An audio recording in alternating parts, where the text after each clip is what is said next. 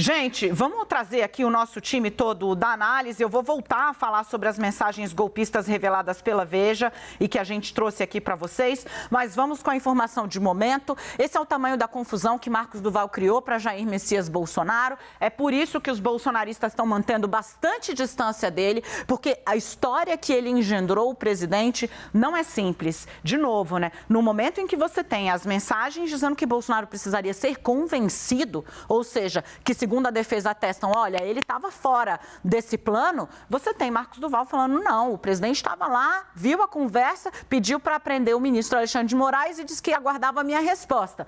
Quer dizer, viu a conversa em que o Daniel Silveira tratava desse assunto. Ele coloca Bolsonaro na cena de um crime, na cena de um golpe, de onde os aliados do presidente, do ex-presidente, estão tentando tirá-lo a qualquer custo. Eu começo com você, Leandro Rezende. Dani, boa tarde para você, para o Yuri e para quem está com a gente aqui no 360. Eu vou separar o que eu tenho de apuração sobre o Marcos Duval em duas frentes. Uma do ponto de vista mais geral e a outra do ponto de vista específico da CPMI. Começando com um bastidor. Eu liguei para um político do PL hoje pela manhã para conversar sobre a operação, né, que envolveu o Marcos Duval. Perguntei aí a situação dele agora, como é que fica, né? Como é que o partido está enxergando isso? E a resposta foi um palavrão, um xingamento. Por quê? O Marcos Duval se tornou uma figura tóxica para a direita.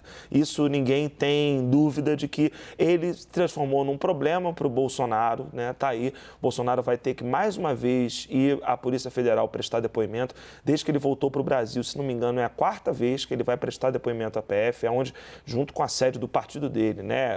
É onde ele mais tem ido desde que voltou para o país, prestar esclarecimentos, ir à Polícia Federal para poder falar sobre, enfim, episódios do seu governo, mas nesse em específico se trata de uma trama criada ou, enfim, mal explicada, para dizer o mínimo, pelo senador Marcos Duval. Então, desse ponto de vista mais amplo, é uma figura que se tornou tóxica para essa direita bolsonarista.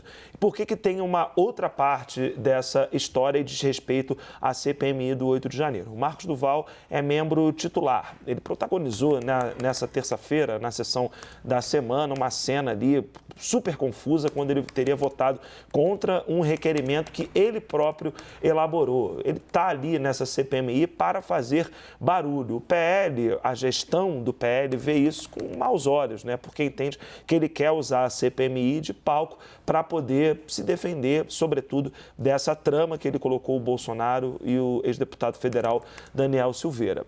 Há, nesse sentido do que está acontecendo na CPMI, um desejo do governo e de uma parte da oposição de usar a sessão da próxima semana, abrir a sessão para pressionar o Marcos Duval, tentar criar ali alguma forma de tirá-lo da CPMI. Ontem a senadora Elisiane Gama concedeu uma entrevista aqui para a gente na CNN e ela falou nesse sentido, de que acha que não cabe que ele continue nessa comissão parlamentar de inquérito.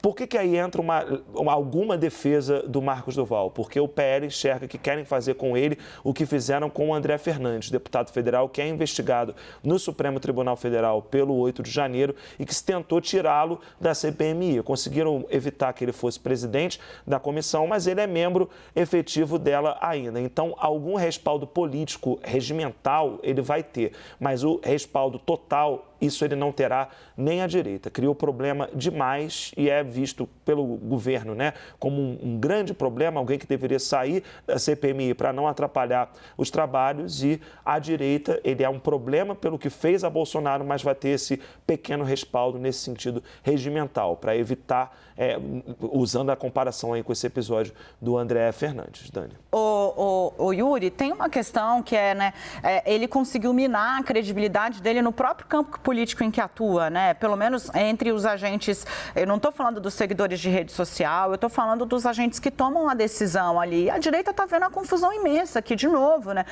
Não tem aqui uma deboche nem crítica, é um fato, é um dado da realidade. O senador cavou com os próprios pés essa situação.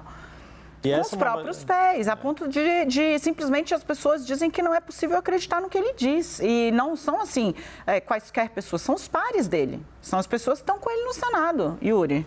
É isso, Dani. Essa é uma avaliação que mesmo pessoas do partido ao qual Marcos Duval faz parte, Podemos, também entende que ele cavou sozinho né, citando a letra de Cartola aqui, o abismo que cavaste sob seus pés. Boa tarde para você, Dani, para o Leandro Rezende, que é outro fanzaço de Cartola, e para quem nos acompanha aqui no CNN 360. E justamente por acabar tendo esse estilo freestyle e fazendo tudo que faz, né, para nós jornalistas é importante ouvir uma personagem como esta que está envolvida numa situação toda de alvo de mandado de busca e apreensão como foi ontem.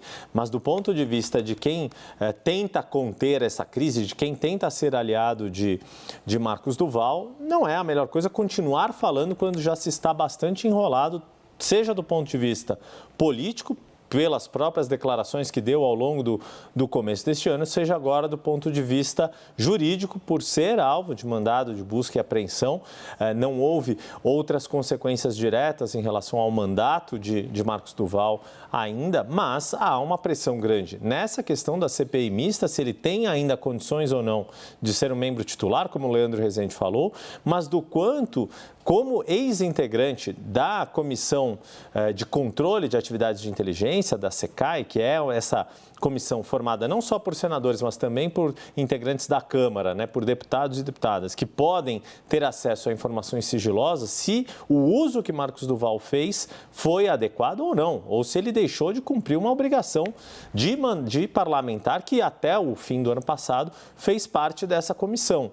E esta comissão, ela troca os seus membros a partir da posse da nova legislatura em fevereiro. Então, durante o mês de janeiro, quando houve o ataque às sedes dos três poderes, no 8 de janeiro, e há o relatório final, ainda são os membros de 2022, do qual o Marcos Duval fazia parte. E é esta uma das acusações que ele enfrenta nessa investigação e que mesmo aliados de Marcos Duval consideram que é uma das mais graves. Ainda que ele tente alegar que os documentos não eram mais sigilosos, algumas pessoas que são mais críticas à atuação do Supremo também falam isso, mas fato é que essa tem uma materialidade muito concreta, além de tudo que ele já falou e de tudo que ele relatou ter presenciado, inclusive diante de ninguém menos do que o então presidente da República.